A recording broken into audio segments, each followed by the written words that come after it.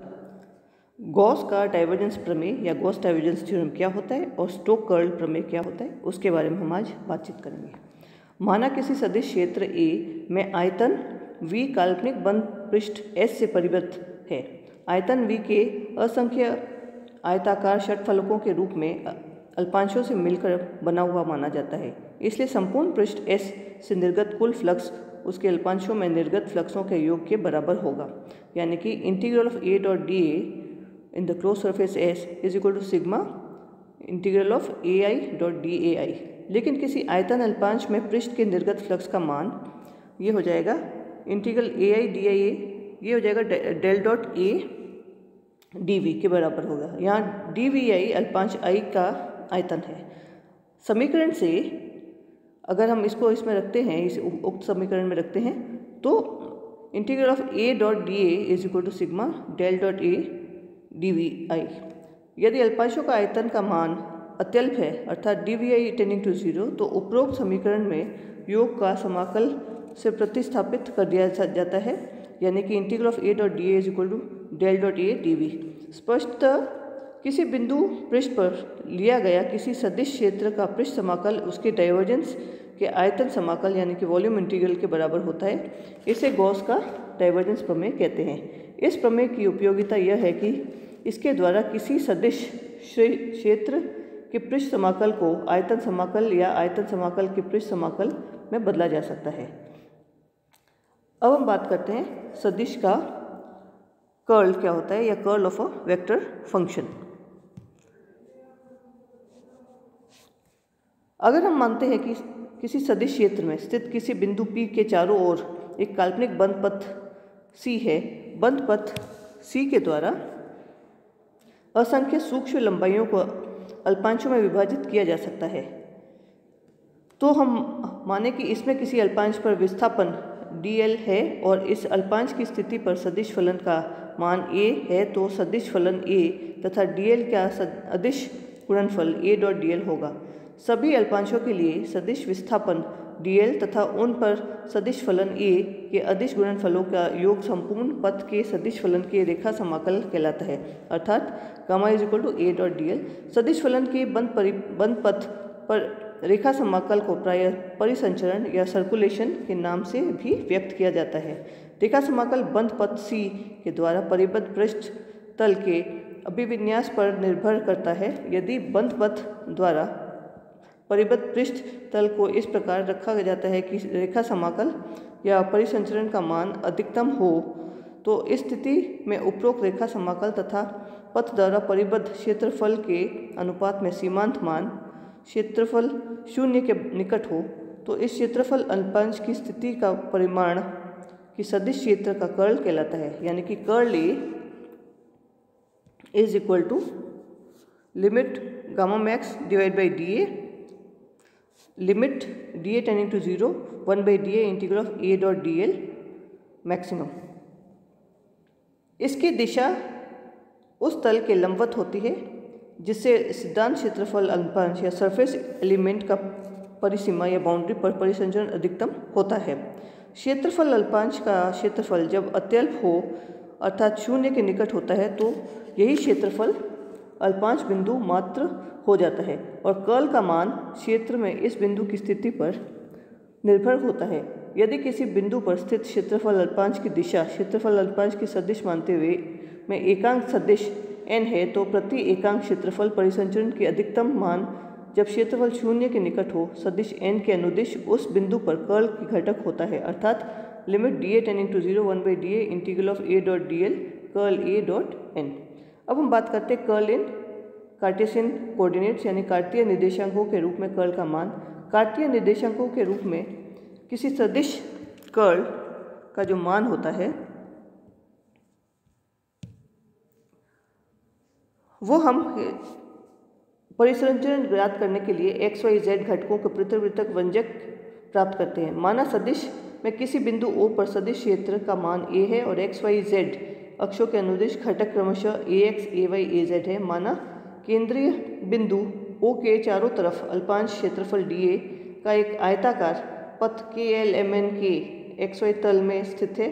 आयताकार पथ KLMN K की लंबाई dx तथा चौड़ाई dy क्रमशः x तथा y अक्षों के अनुदिश है। इसमें इससे बढ़ाकर दिखाया गया है।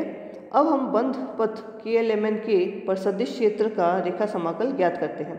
बिंदु O पर x अक्ष के अनुदिश सदिश क्षेत्र का घटक ax तथा y दिशा में घटक ax के परिवर्तन की दर del ax by del y, अतः केंद्रीय बिंदु O से -dy/2 दूरी पर तय करने पर ax घटक के परिमाण में जो कमी होगी वो del ax by del y dy/2।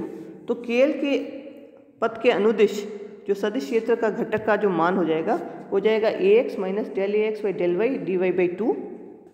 इसी प्रकार mn पथ के अनुदिश सदिश क्षेत्र का जो घटक का मान हो जाएगा वो हो जाएगा -ax plus del ax by del y dy/2। lm पथ के अनुदिश घटक का मान हो जाएगा ay plus del ay by del x dx/2। और n के पथ के अनुदिश जो घटक का मान हो जाएगा वो हो जाएगा -ay minus del ay del x dx/2। हम जानते हैं कि बंध पथ KLMN K के अनुदिश सदिश क्षेत्र A के रेखा समाकल इसकी भुजाओं के अनुदिश सदिश क्षेत्र में रेखा समाकलों के योग के बराबर होता है। यानी कि integral of A dot dl, अगर हम इसकी पूरा क्लोज्ड पथ लेते हैं तो ये हो जाएगा, इसको हम अलग अलग रेखा समाकलों के योग के बराबर हो जाएगा। तो A डॉट dl जिसकी लिमिट से K से L तक plus A dot dl L से M तक plus A dot dl M से N तक plus A dot dl N से K तक।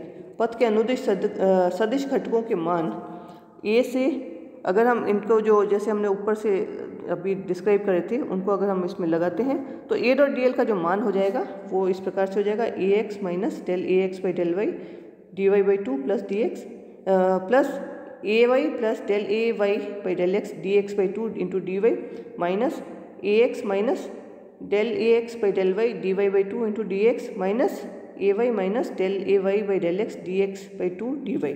तो इसका अगर हम मान अगर कैलकुलेट करते हैं तो इसकी वैल्यू हो जाएगी del ay by del x minus del ax by del y dy/dx के बराबर हो जाएगा। तो कर्ल की परिभाषा किसी क्षेत्रफल अल्पांश को परिबद्ध करने के लिए बंध पथ के अनुदिश सदिश क्षेत्र के प्रति एकांक क्षेत्रफल पृष्ठतल के लंबवत अर्थात पृष्ठतल xy के लंबवत z दिशा में सदिश क्षेत्र के कर्ल के घटक के बराबर होता है। अतः z दिशा में कर्ल का जो घटक हो जाएगा कर्ल a z दिशा में, तो ये कर्ल a डॉट k, तो limit dy dx tending to 0 1 by dy dx integral of a dot dl KLMN K।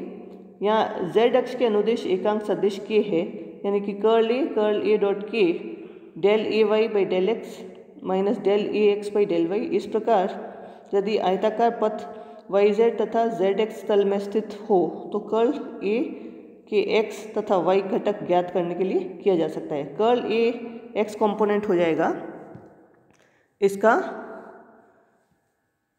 Curl a dot i cap is equal to del a z by del y minus del a y by del z के बराबर। इसी प्रकार से curl a y component हो जाएगा curl a dot j cap is equal to del ax by del z minus del a z by del x।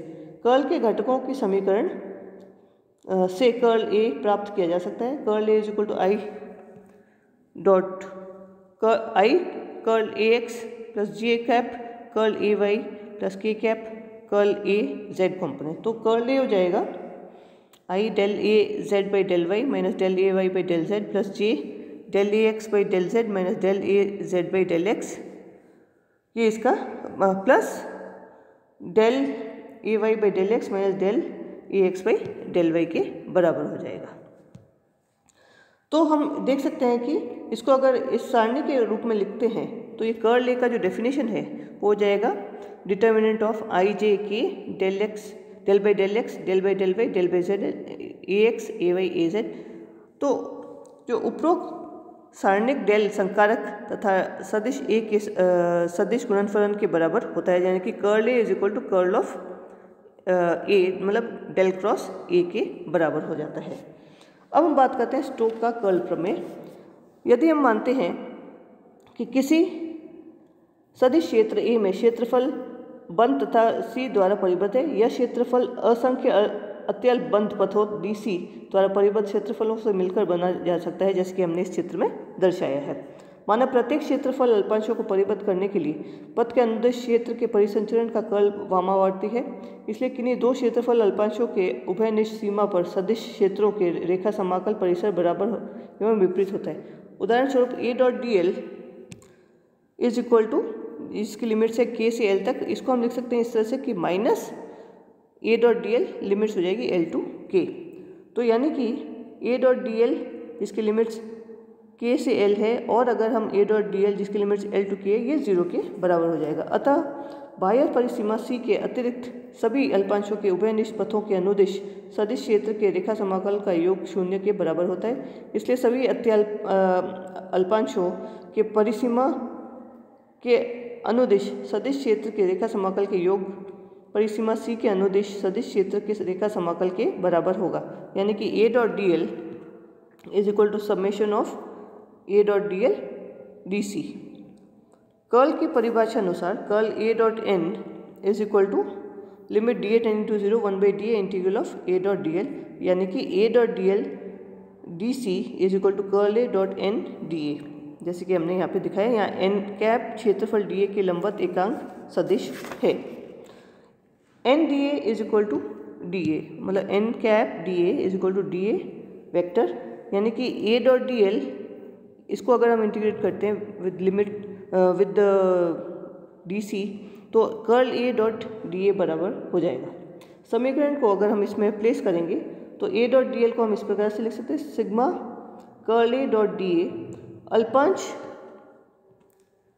DC से परिबद्ध क्षेत्रफल da का मान अत्यल्प अर्थात 0 के निकट होता है, तो योग का समाकल योग को हम समाकल से प्रतिस्थापित कर सकते हैं। यानी कि integral of close surface A.dl C is equal to curl A.da। इससे यह स्पष्ट हो जाता है कि सदिश क्षेत्र में बंद पथ द्वारा परिबद्ध क्षेत्रफल की परिसीमा के अनुदिश सदिश क्षेत्र के रेखा समाकल उस परिबद्ध क्षेत्रफल के सदिश क्षेत्र के कर्ल के पृष्ठ समाकल के बराबर होता है। इसे स्टोक की कर्ल प्रमेय कहलाता है। यह प्रमेय रेखा समाकल को पृष्ठ समाकल या पृष्ठ समाकल को रेखा समाकल में परिवर्तित करने के उपयोग में आता है। सदिश क्षेत्र को कर्ल का जो भौतिक अर्थ है, यानी कि physical meaning of curl of a vector field, वो क्या होता है उसके बारे में अब हम बात करेंगे।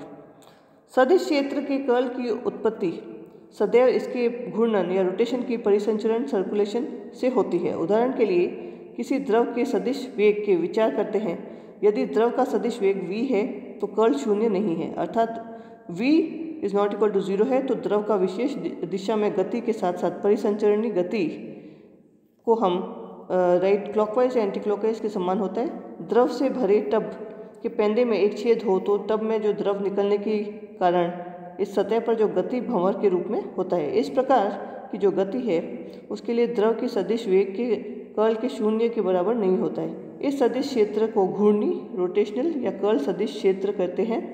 किसी रेखीय चालक में धारा प्रवाह के कारण उत्पन्न चुंबकीय क्षेत्र के इस प्रकार की सदिश के उदाहरण होते हैं। अब हम बात करते हैं ग्रीन प्रमेय क्या होता है।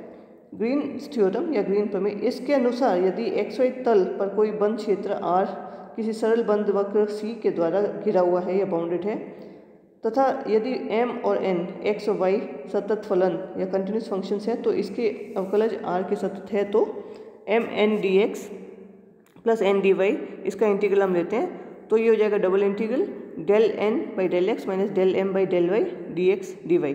ग्रीन के प्रमेय के सदिश के रूप में हम इस प्रकार से प्रदिश कर सकते हैं A is equal to m i cap plus n j cap, तो यानी कि curl of A is equal to i determinant of i cap j cap k cap del by del x del by del y del by del z mn0। तो इसकी जो value हो जाएगी ये हम इस प्रकार से लिख सकते हैं minus del n by del z i cap plus del m by del z j cap plus del n by del x minus del m by del y k cap. यानी कि curl of A dot k cap is equal to इसका जो k component है del n by del x minus del m by del y, और R को हम x i cap plus Y j cap और dr को हम इस प्रकार से लिख सकते हैं d x i cap plus d y j cap, यानी कि m d x plus n d y is equal to m i cap plus n j cap dot d x i cap plus d y j cap. तो इसको हम लिख सकते हैं A dot D R के बराबर। यानी कि जो ये ए डॉट डी आर है इसका इंटीग्रल अगर हम बंद परिपथ के अनुसार लेते हैं तो ये हो जाएगा double integral of curl of a dot k d r. यहाँ d x d y is equal to d r होता है। ये होता है ग्रीन का थ्योरम। Thank you.